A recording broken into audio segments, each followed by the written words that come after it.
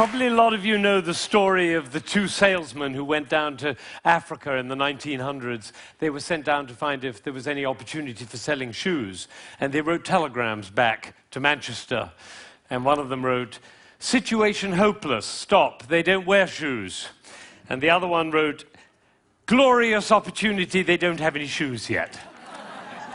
Now, there's a similar situation in the classical music world, because there are some people who think that classical music is dying, and there are some of us who think you ain't seen nothing yet. And rather than go into statistics and trends and tell you about all the orchestras that are closing and the record companies that are folding, I thought we should do an experiment tonight. An experiment. Actually, it's not really an experiment because I know the outcome. But it's like an experiment. Now, before we start, I need to do two things. One is I want to remind you of what a 7-year-old child sounds like when he plays the piano. Maybe you have this child at home. He sounds something like this.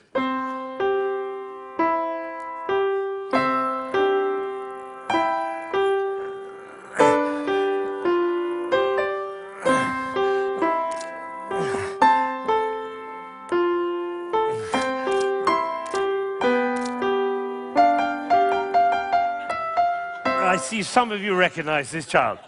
Now, if he practices for a year and takes lessons, he's now 8 and he sounds like this. And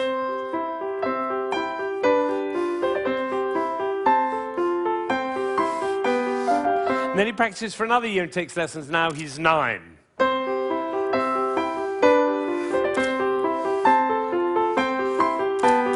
And then he practices for another year and takes lessons, now he's 10.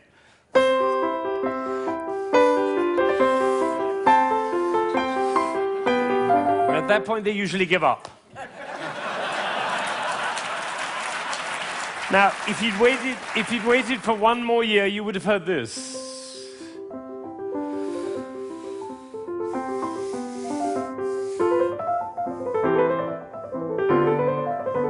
Now, what happened was not maybe what you thought, which was he suddenly became passionate, engaged, involved, got a new teacher, he hit puberty, or whatever it is. What actually happened was the impulses were reduced. You see, the first time he was playing with an impulse on every note. And the second, with an impulse every other note. You can see it by looking at my head. The 9-year-old put an impulse on every 4 notes. And the 10-year-old on every 8 notes. And the 11-year-old, one impulse on the whole phrase. I don't know how I got into this position. I didn't say I'm going to move my shoulder over, move my body. No, the music pushed me over, which is why I call it one buttock playing. Can be the other buttock. You know, a gentleman was once watching a presentation I was doing, and I was working with a young pianist. He was the president of a corporation in Ohio. And I was working with this young pianist, and I said, the trouble with you is you're a 2-buttock player. You should be a 1-buttock player. And I moved his body like that while he was playing. Suddenly the music took off. Took flight. There was a gasp in the audience when they heard the difference. And then I got a letter from this gentleman. He said, I was so moved, I went back and I transformed my entire company into a 1-buttock company. Now, the other thing I want to do is to tell you about you.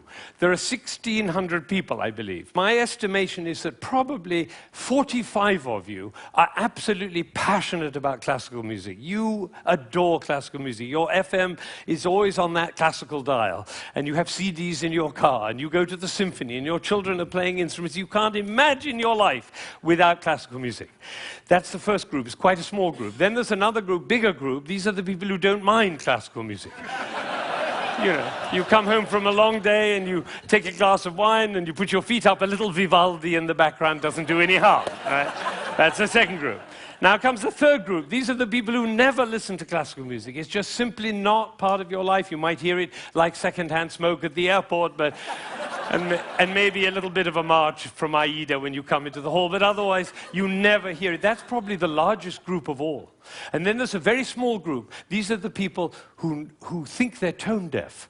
Amazing number of people think they're tone deaf. Actually, I hear a lot, my husband is tone deaf.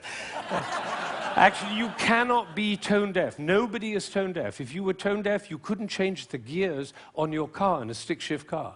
You couldn't tell the difference between somebody from Texas and somebody from Rome. And the telephone. If your mother calls on their miserable telephone, she calls and says hello. You not only know who it is, you know what mood she's in. Right? You have a fantastic ear.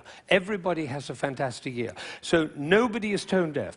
But I tell you what, it doesn't work for me to go on with this thing with such a wide gulf between those who understand, love, and passionate about classical music and those who have no relationship to it at all. The tone-deaf people, they're no longer here. But even between those three categories, it's too wide a gulf. So I'm not going to go on until every single person in this room, downstairs and in Aspen, and everybody else looking, will come to love and understand classical music. So that's what we're going to do. Now, you notice that there is not the slightest doubt in my mind that this is going to work, if you look at my face, right?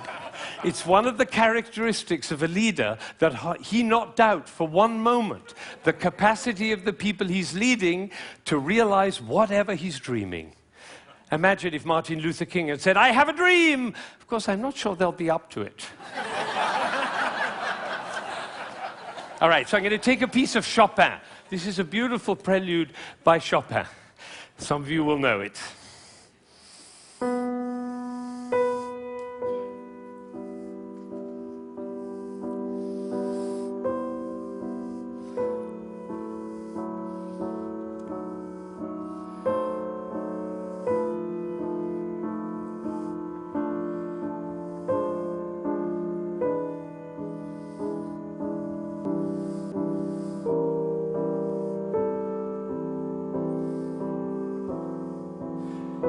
I think probably happened in this room. When I started, you thought, how beautiful that sounds.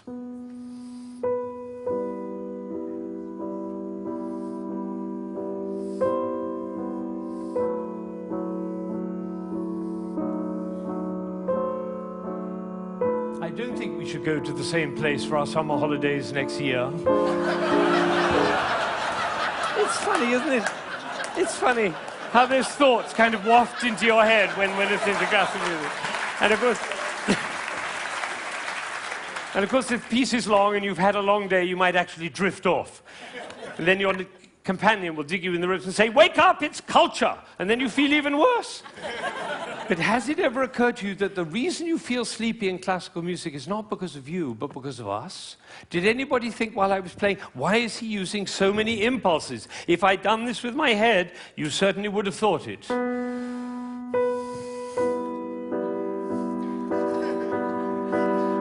And for the rest of your life, every time you hear classical music, you'll always be able to know if you hear those impulses. So let's see what's really going on here. We have a B. This is a B. The next note is a C. And the job of the C is to make the B sad. And it does, doesn't it? Composers know that. If they want sad music, they just play those two notes. But basically, it's just a B with four sads. Now it goes down to A. And now to G. And then to F. So we have B, A, G, F. And if we have B, A, G, F, what do we expect next? Oh, that might have been a fluke. Let's try it again. Ooh, the TED choir. And you notice nobody is tone deaf. Is that right? Nobody's, every village in Bangladesh and every hamlet in China, everybody knows. Da, da, da, da, da. Everybody knows who's expecting that E. Now, Chopin didn't want to reach the E there because what will have happened? It'll be over, like Hamlet. You remember Hamlet, Act 1, Scene 3? He finds out that his uncle killed his father. You remember he keeps on going up to his uncle and almost killing him. And then he backs away, and then he goes up to him again and almost kills him. And the critics, all of whom sitting in the back row there, they have to have an opinion. So they say, Hamlet is a procrastinator. Or they say, Hamlet has an Oedipus complex. No, otherwise the play would be over, stupid. That's why Shakespeare puts all that stuff in Hamlet, you know, Ophelia going mad and the play within the play and Yorick's skull and the gravediggers. That's in order to delay until Act 5 he can kill him. It's the same with the Chopin. He's just about to reach the E and he says, oops, better go back up and do it again. So he does it again. Now he gets excited. That's excitement, you don't have to worry about it. Now he gets to F sharp and finally he goes down to E. But it's the wrong chord. Because the chord he's looking for is this one. Right? And instead he does. Now we call that a deceptive cadence. Because it deceives us. I always tell my students, if you have a deceptive cadence, be sure to raise your eyebrows, then everybody will know.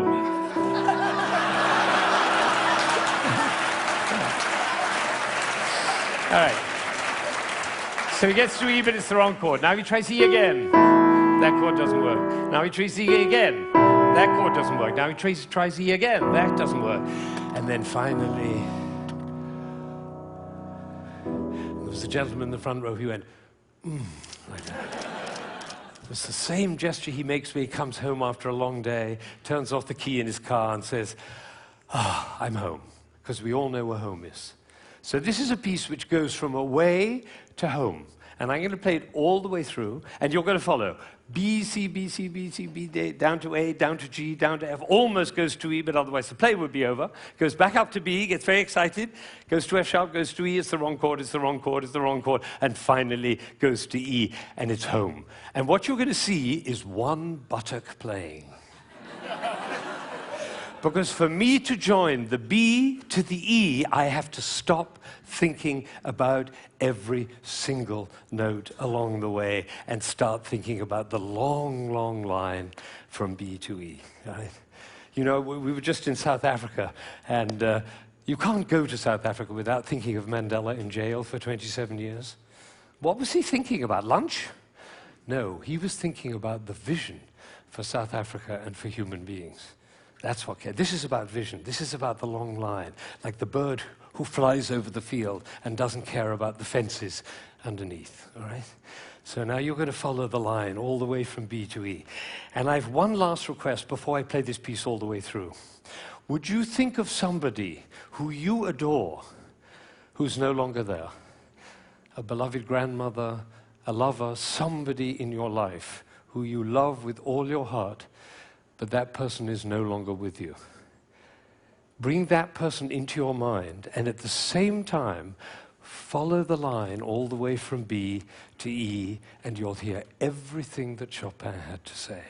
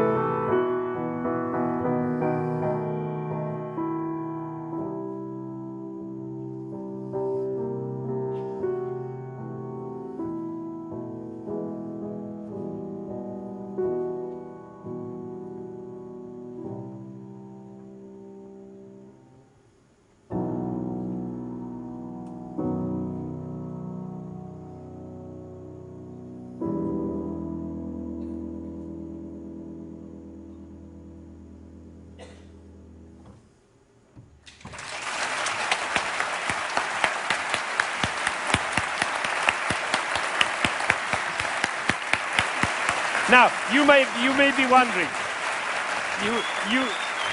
you may be wondering, why I'm clapping. Well, I did this at a school in Boston with about 70 seventh graders, 12-year-olds.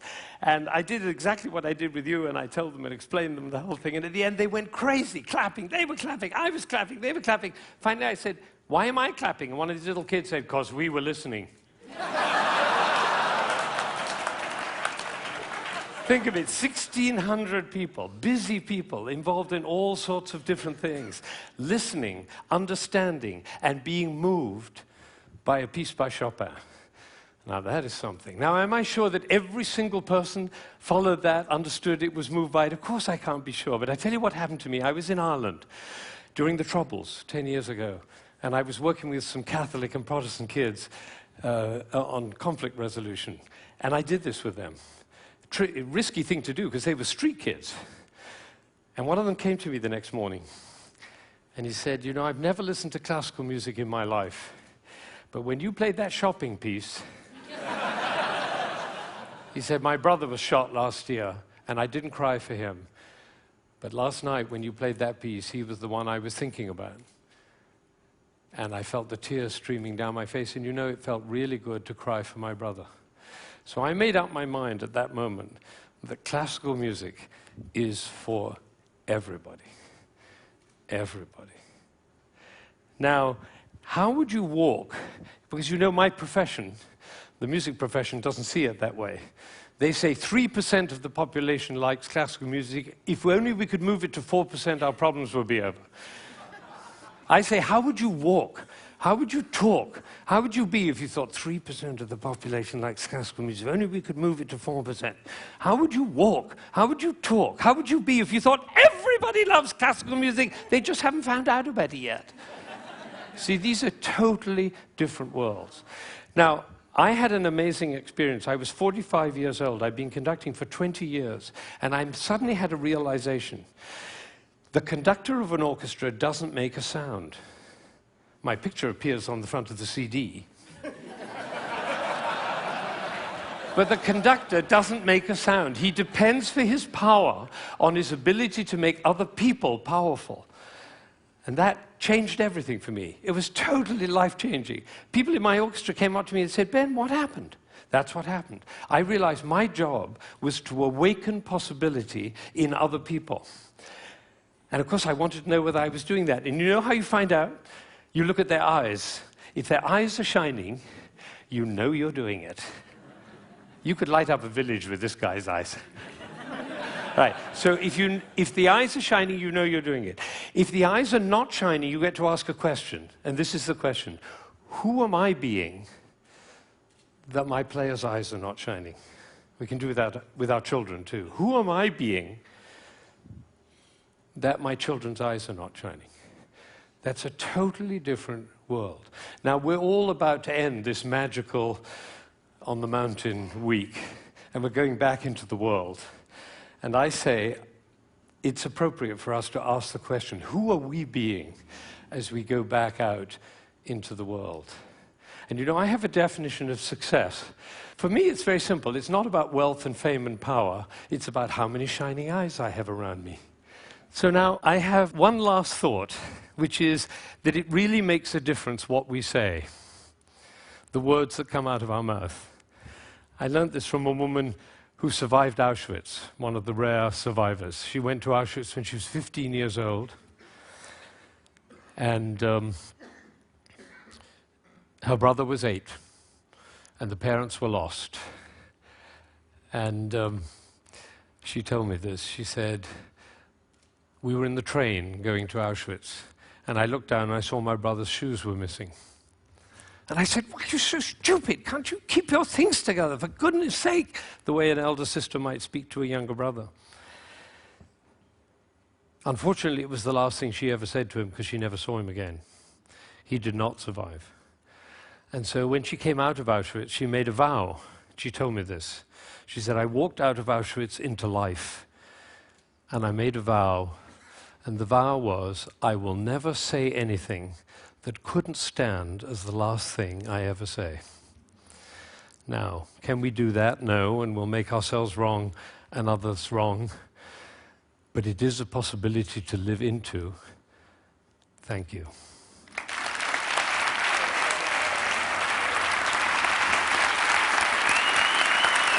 Shining eyes. Shining eyes.